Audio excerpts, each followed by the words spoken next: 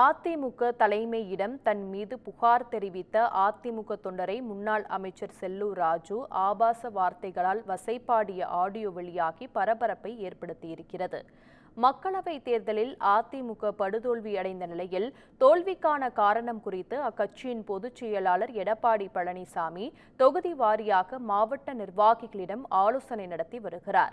இந்த சூழலில் மதுரையில் அதிமுகவின் தோல்விக்கு முன்னாள் அமைச்சர் செல்லூர் ராஜு சரிவர பணியாற்றாததே காரணம் என கட்சியின் நிர்வாகிகள் புகார் தெரிவித்ததாக தெரிகிறது.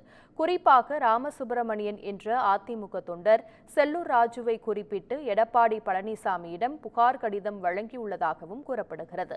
இந்த நிலையில் சென்னையில் நடந்து வரும் ஆலோசனை கூட்டத்திற்காக ராமசுப்பிரமணியன் வந்திருப்பதை அறிந்த செல்லூர் ராஜு அவரை தொலைபேசியில் தொடர்பு கொண்டு ஆபாச வார்த்தைகளால் வசைபாடிய ஆடியோ தற்போது வெளியாகி பரபரப்பை ஏற்படுத்தி வருகிறது.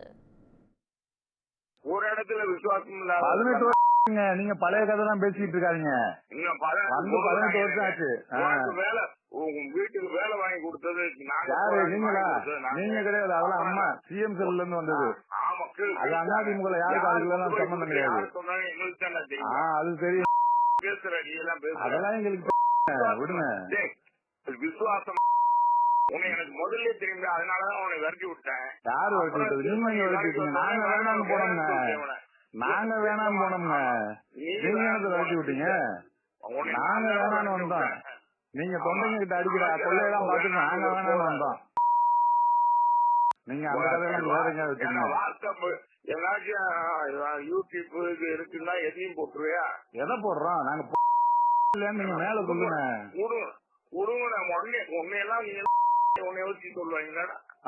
அப்புறம் ஒரு ஆளாடா எனக்கு. அப்புறம் போன் போடுறீங்க. நீ போய் அங்க போய் கேட்கா போன் போடுறீங்க.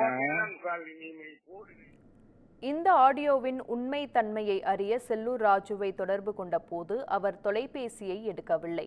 ஆனால் ராமசுப்பிரமணியனிடம் இதை பற்றி எமது செய்தியாளர் அருண் தொலைபேசியில் உரையாடிய ஆடியோவை தற்போது கேட்கலாம்.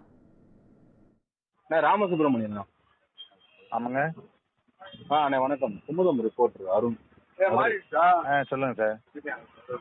அண்ணா வணக்கம்ண்ணே. இப்போ நீங்களும் ஒரு செல்லூராஜ் அண்ணா பேசின ஆடியோ ஒன்று வைரல் ஆயிட்டு இருந்தது. அதுதான் சரி, என்னண்ணே அது உண்மைதானா இல்ல யாரு?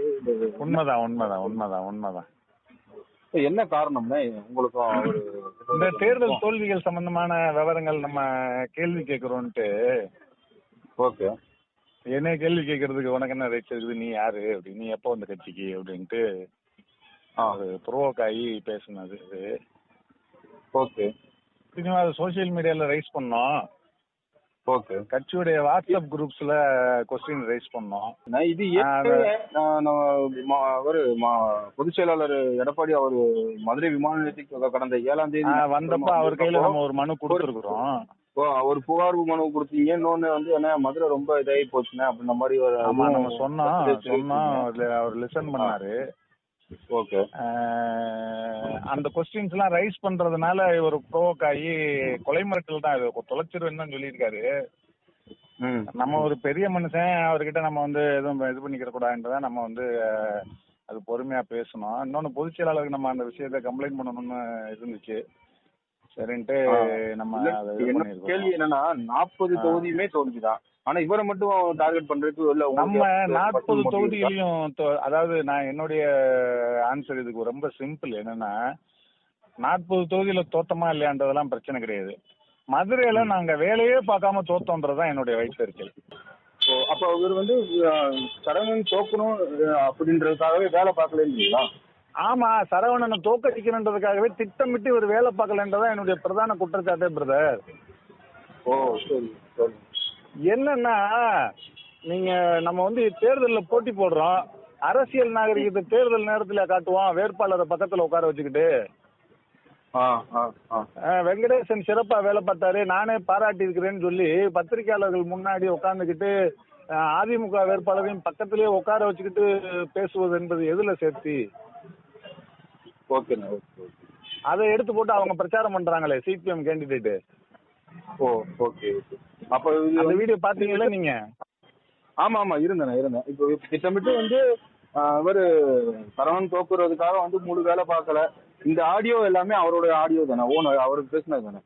ஆமா ஆமா, இது அவர் பேசுனதுதான். அவரு செல்லூர் ராஜ் பேசுறாருன்னு சொன்னதுக்கு பின்னாடி தான் நான் அதை ரெக்கார்ட் பண்ண ஆரம்பிச்சிருக்கேன். ஏன்னா அவர் இப்படி பேசுவாருன்னு எனக்கு தெரியும். ஓகேண்ணா, ஓகே ஓகே. அதனாலதான் நான் அதை ரெக்கார்ட் பண்ணேன். நான் தான் ரெக்கார்ட் பண்ணேன்.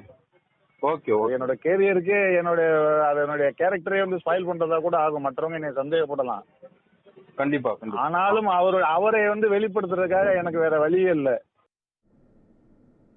2026 சட்டப்பேரவை தேர்தலை குறிக்கோளாக கொண்டிருக்கும் நிலையில் அதிமுக நிர்வாகிகள் ஒற்றுமையுடன் செயல்பட வேண்டும் என பொதுச் செயலாளர் எடப்பாடி பழனிசாமி வலியுறுத்தியிருக்கும் நிலையில் இந்த ஆடியோ இந்த கட்சிக்குள் சலசலப்பை ஏற்படுத்தியிருக்கிறது.